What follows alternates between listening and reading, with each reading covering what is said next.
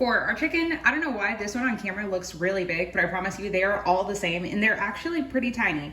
These are bone-in skinless chicken breasts. I'm gonna coat them with a little bit of olive oil. You can use any oil. This is just the tomato, garlic, and oregano one from Aldi. I told you guys before, okay, that's kind of a lot, but it's okay because we're gonna use it to drip in the pan too.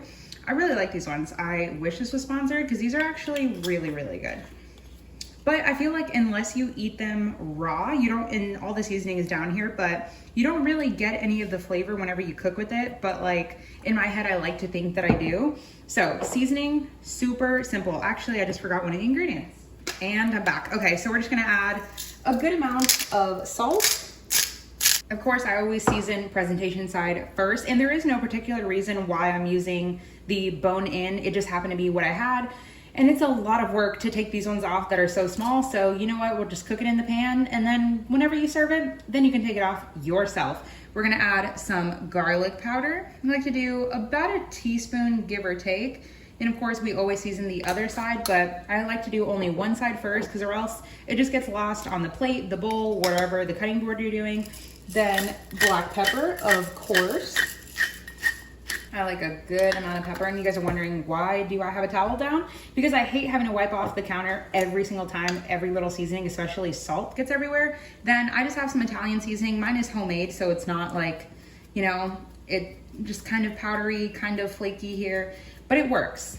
Use what you have. And if you don't have that, I would just skip it and do maybe a little bit of oregano if you have that, or basil, or, oh my goodness, or rosemary. Okay, now that this is seasoned, we can start cooking. Okay, over here in our pot, I just have a pot of boiling water. Now there's no salt, no nothing. We're gonna add a teaspoon of sugar, give or take. That is my grandma, my mom, my grandpa's secret to making the best corn on the cob ever. Now we are in summer, so the corn is already naturally sweet, but just a little boost of it. Oh, if you guys buy corn any other time of the year, use this hack. Then we're just gonna add in our corn. I just cut it in half. This was 2 corns, but I just cut them in half just to make it easier to cook and fit in the pot. Of course, be very careful. Boiling water. You do not need any salt. I don't really feel like it adds anything. If you want to, go for it. Now we're gonna let them boil for, give or take, about 8 to 10 minutes. It's really just up to how you like them. Like I said, I was eating it raw and it was perfect. But we're gonna let it go for a couple minutes, and by the time our chicken is almost done and work on our sauce, these should be done. So I'm gonna use my cast iron here. This is like my 10-inch one, so it is a little bit smaller than if you guys have seen my big one with the little butterfly. Okay, I'm just pointing over here to something you guys can't even see, but it might be a little bit crowded in here, but it's okay because I don't want my sauce to reduce too much, so I figure this is perfect. You could use stainless steel, you can use non-stick, really up to you.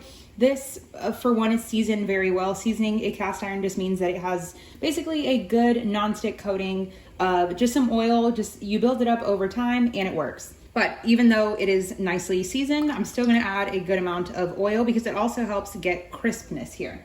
So of course, season side down. I'm gonna turn my flame to a medium and I'm gonna cook the chicken. Now we're not looking for them to get fully cooked here.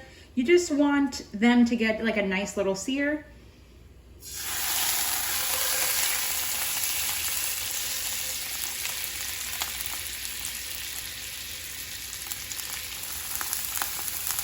Okay, so we're gonna work on getting a sear. I'm just gonna add a little bit of the excess oil and chicken juice onto the backside, and then we'll go ahead and season this side as well while we wait maybe 5 to 6 minutes for it to cook on the first side.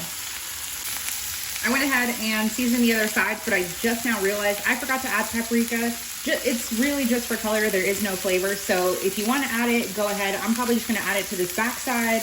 And it's okay. Our sauce is already going to have a good amount of color, and hopefully we'll get some good color from the sear here. If not, it is a-okay. All right, it's been 6 minutes now. I just want to see how they're doing with color. My flame is still between a medium to a medium high. I'm not looking for it to get extremely like super brown and crusty or anything. We just want like a decent amount of color on there. Don't be afraid of this. This is just the protein that comes out of meat, even fish, when you cook it pretty quickly, especially when it has the bone in. So since the bone is in, ooh, we're getting good color. I'm just gonna flip it so that they fit a little bit better in the pan. Okay, and I'm definitely gonna add paprika to the other side. Woo, Oh, okay, we're doing pretty good here. These are pretty chunky pieces of chicken breast, but it works. Ooh, that one is gorgeous. So we do want to make sure they cook evenly because they have the bone inside. Like I said, they are going to finish cooking inside of the sauce, but still I don't want to have to reduce the sauce so much.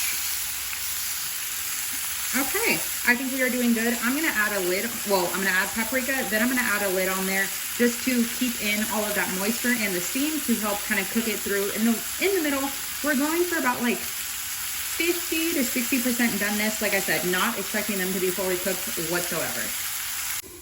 Okay, our chicken is still cooking off to the side if you guys hear all of that sizzling, but I just turned this off. I'm gonna leave it in the water because why not, but they are done. And a little test in case you don't know whether they're done or not, you're gonna see that the kernels look a lot more plumped. And instead of being like such a bright yellow, I know from the camera angle it definitely looks yellow, but they almost take on like an orangey hue. Look at me using fancy words. It just changes the color a little bit. Worst case, let it cool off, take a bite into it. If it doesn't seem like it's cooked, toss it back in the water and you are good to go. Oh, I really hope you guys make it this way. It is like forever life-changing. And yes, I did use brown sugar. You could use white sugar. I just always watch my family use brown sugar. So, you know, but don't use any monk fruit sweetener or stevia or any of that. Real sugar here. Okay, the lid's been on for a good little bit. Now I'm just gonna take it off. Then I did add the paprika. I did add the paprika on top. That's why getting a good little bit of, okay, that just basically flips by itself. I'm gonna sear it, just somewhat sear because there's like a lot of moisture down in the bottom. But I just want to little heighten up that color. I'm just creating words today. Wow. I just want to give it a little bit more color. So we're just going to go what would be presentation side down. And we're just going to go for like a minute or two more. Sometimes when you have too much moisture, you build up these little like fat globules, but it's okay. It just happens. Now, after about like a minute of it being down in that sauce, we're just going to take it out. Of course, it is not fully cooked, so do not go tasting your chicken right now. You don't want to end up in the hospital. Okay, doesn't that just look so pretty? Oh, it looks like you'd almost eat it now. Now, I'm gonna leave these little bits and all this caramelization in the bottom of the pan. That's just excess flavor. Now, before it evaporates, I'm gonna add 1/3 cup of balsamic vinegar. I wouldn't switch to any other vinegar because we're really looking for that flavor that the balsamic vinegar gives. Now, the good thing about it is it just slowly starts to peel up everything that was on the bottom of the pan. And as it cooks, of course, I have like the majority of my heat right here for whatever reason, because it doesn't make sense because my heat is most definitely like in this area. But we're just gonna stir. Now, when I say you're gonna pour it in and stand back and pour it away from yourself, depending on how hot your pan is, it could splatter, of course. But then also any type of vinegar, especially when you're adding it in such a large amount like this, 1/3 cup, it really like opens up your nostrils. Like as soon as it hits that heat, it really just goes straight into the air. So, you know, if you don't want a little gas chamber moment there, just stand back. Okay, now this is pretty good. Then in the same measuring cup, I'm gonna take, this is just some oil. I don't know why I have to do it like this. This is just oil and vinegar salad dressing. Now, if you have, I'm doing 1/2 cup. If you have Italian seasoning, okay, that's a little bit more than 1/2 cup. Okay, this is what happens when I measure it like this. Okay, that's more like 2/3 cup, but it is okay because I have extra chicken. Now, I would either do this or an Italian dressing. I wouldn't swap for anything that's like creamy or mayo-y. You really just want a super liquidy and kind of acidic dressing. Like an Olive Garden dressing would even be pretty good with this. Now, I'm gonna bring the heat up to like a medium high and just let it bubble for a little bit. Remember, we are not looking to like turn our sauce into a super sticky moment here.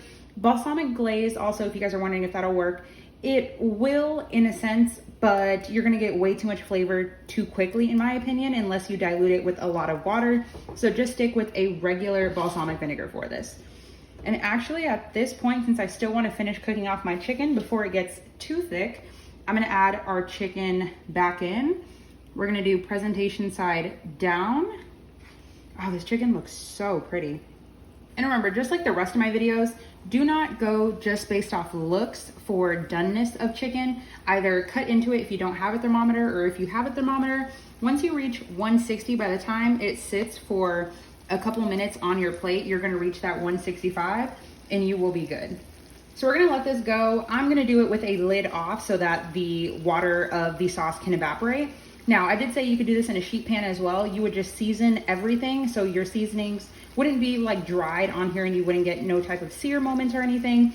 You can even marinate it in a bag overnight, literally put it on a baking dish or in a roasting pan, however, and add some veggies on the outside or even on another pan. Cook it at 375 for about, depending if they're bone in or not, anywhere from 15 to 20 to 25 minutes. Our sauce is super, super bubbly. Look at that. Now we're flipping over to presentation side. So good. Even like a boneless, skinless chicken breast probably would have been better because then you can really just coat it and drench it in all of that sauce. Ah, this is so, look, what? Just like how pretty is all of this sauce? So sticky. It's gonna be so good. Even if you cook it up with rice, cauliflower, however, not cauliflower rice, just, oh, I forgot this one. Yep. You guys need to make this. Like I usually say that whenever I give you guys like final product, but just look at this.